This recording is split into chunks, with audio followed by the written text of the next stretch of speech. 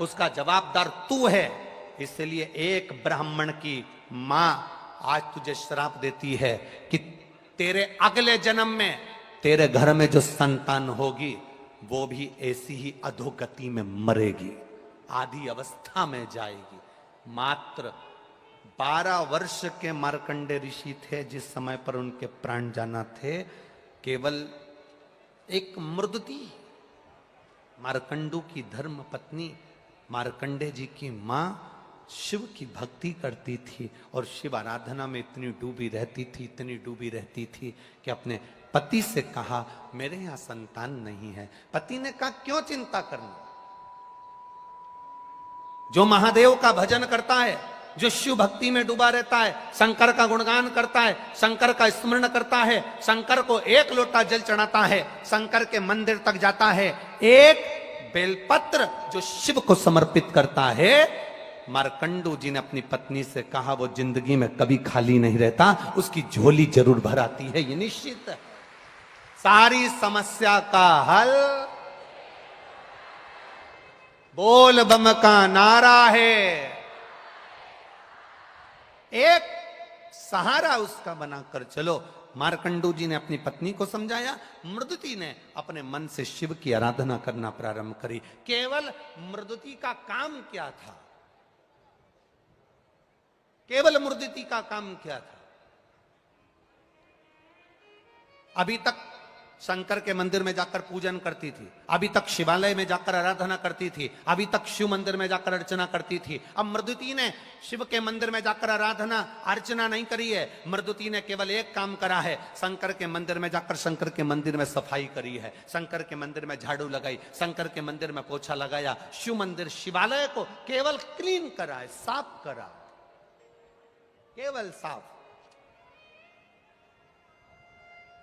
आपसे निवेदन है, शिव मंदिर में जाया करो, एक लोटा जल नहीं है, अगरबत्ती नहीं है, दिया नहीं है, बेलपत्र नहीं है, मंदिर में तुम्हारे पास चढ़ाने के लिए कुछ नहीं है, अपने घर से एक फटा हुआ कपड़ा ही ले गए या मंदिर में पड़ा हुआ एक वस्त्र उठाकर, बेकार पोछा उठाकर, झाड़ू उठाकर उस मंदिर को, शिवालय को केवल साफ भी अगर आपने कर दिया तो शंकर भगवान खाली नहीं छोड़ेगा, झोली भरेगा जरूर। ये मार्कंडू ऋषि की धर्मपत्नी का चरित्र देगा वो।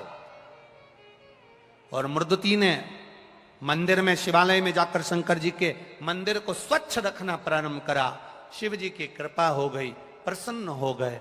मार्कंडू मांगो तुम्हें क्या चाहिए? मेरे घर औलाद नहीं, संतान नहीं। शिव जी ने कहा संतान तो होगी पर उसकी उम्र ज्यादा नहीं होगी, क्या चाहते हो बोलो।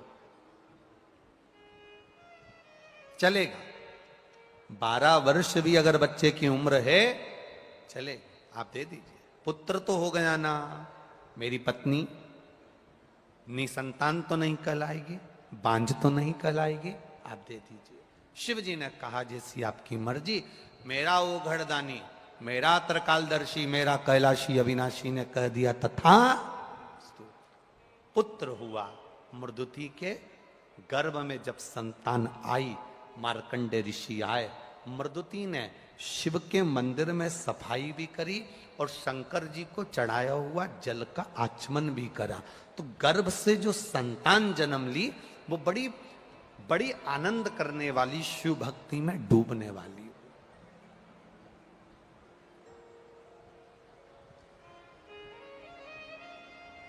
यहां जितने लोग बैठे हैं, आपके घर के पास में कहीं शंकर जी का मंदिर है? बोलो, जम के बोलो जरा, हैगा? पहले शंकर जी का मंदिर जो आपके घर के पास में था,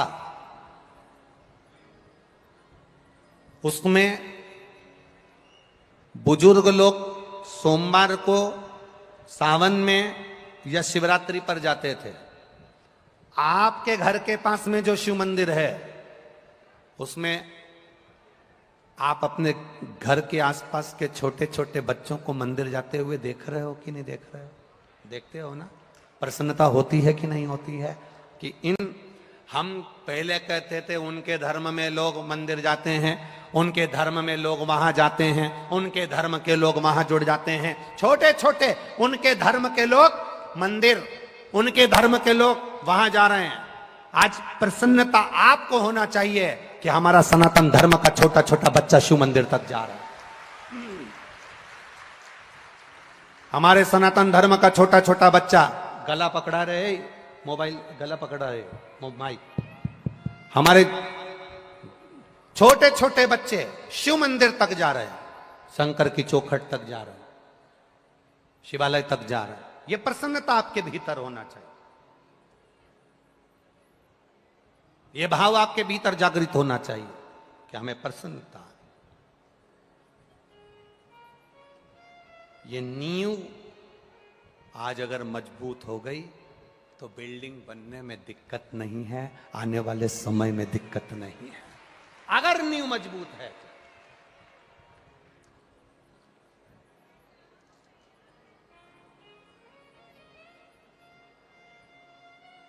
और हो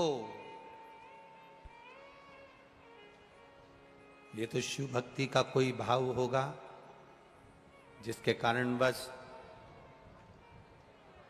सीहोर यहां से 35-40 किलोमीटर दूर है, पर जरा विचार करिए, बाबा की कथा को, कुबेरेश्वर महादेव को भोपाल तक आने में इतने साल लग गए। आपकी प्रतीक्षा, आपकी परीक्षा, ये सब कुछ चलता है।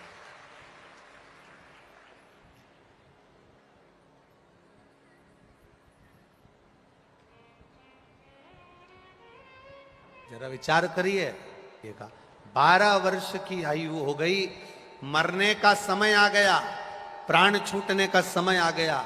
माता पिता ने जानकर अपने बच्चे को बता दिया कि तू 12 वर्ष की तेरी आयु है, अब तेरे प्राण जाएंगे। तो मार्कंडे जी ने पूछा, मुझे करना क्या है वो बताओ। तो कहा, हमने तुझे पाया था शंकर जी की भक्ति कर कर, तेरी उम्र बढ़ सकती है तो शंकर जी की भक्ति कर कर, तू शिव की भक्ति में लग जा। और मार्कंडे बाबा ने जो महामृत्युंजय मंत्र का स्मरण करना प्रारंभ किया, पूछा, स्मरण किया, पूछा आखिर इस महामृत्युंजय मंत्र में है क्या? तो कहा 33 कोटि देवी देवता होते हैं, 33 कोटि देवी देवता होते हैं, और इन 33 कोटि देवी देवता के होने पर ये 33 कोटि देवी देवता हमारे जीवन की रक्षा करते हैं, सहायता करते हैं। पग पग क्षण क्षण हर पल हर घड़ी ये 33 कोटि देवी देवता हमारे सम्मुख में होते हैं। तो फिर मार्कंडे जी ने स्मरण करा और 33 कोटि देवी देवताओं को जानते हुए 33 अक्षर के मंत्र को मार्कंडे जी ने सिद्ध किया और उसका नाम महामृत्युंजय मंत्र।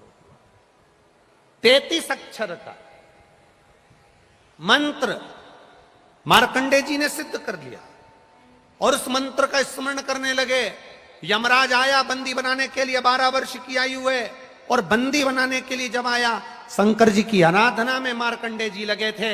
यमराज ने फंदा फेंका। जब भगवान शिव की आराधना में मार्कंडे जी लगे थे, जो फंदा फेंका गया था मार्कंडे जी को उठाने के लिए, वो फंदा मार्कंडे जी पर नहीं पड़ा, वो फंदा शंकर के शिवलिंग पर पड़ गया। शंकर के शिवलिंग पर गया, शिव क्रोधित हो गए। शिवलिंग पर एक बात बहुत स्मरण में रखिए अपने, बहुत स्मरण। कई लोग कहते हैं हमारी पड़ोसन ने ना जाने क्या कर दिया, हमारी दुकान चलना बंद हो गई।